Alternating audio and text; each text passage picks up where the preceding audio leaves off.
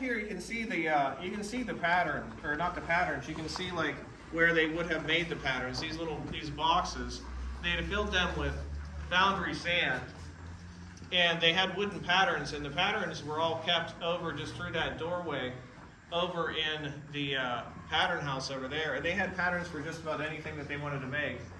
All these wooden patterns, and you can see back here there's a little furnace that was used to dry out the sand, because you need to have the sand at exactly the right consistency.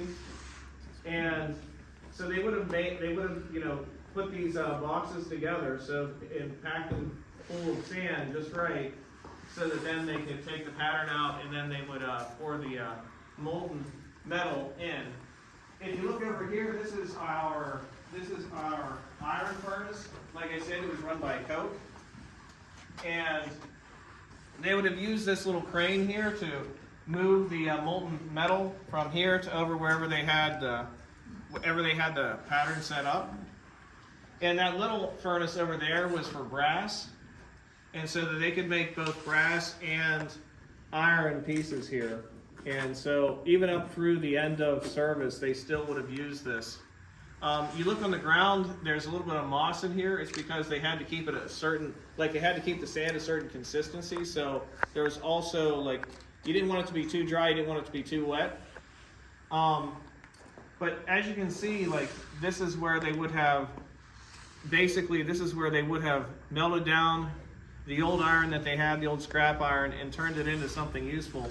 Back there you can see some East Broadtop made stoves that apparently didn't work out so well, but those were cast here, right here on site, and there's some other ones, and they had the capacity to make quite a bit of their own pieces here, and that would have been pretty typical for any kind of shop complex at that time. So we're talking about the late 1800s, early 1900s, and then they just maintained that throughout.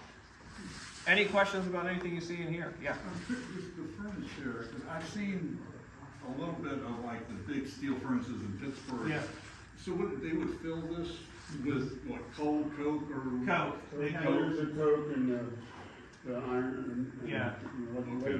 And they had like this all would have been clay down here, and then once it was ready, they'd knock that out and let it. I mean, how long would it take to turn it molten? That I don't know. Okay. I wasn't around for that. Yeah, the ring at the bottom, that's just glass, that's air. Would have been oxygen back in those days, that's where the air glass was on. Okay. Okay. Okay. Can you mention your name and title for my video? I'm Chris Conacher. I am just a tour guide. Thank you. Yep. I don't think it's still there anymore. We're at the East Broadtop Railroad 3-foot gauge Rockhill Furnace, Pennsylvania, and this was the East Broadtop Railroad Foundry, and it's Thursday, May 9th, 2024, over and out. But they didn't want to get too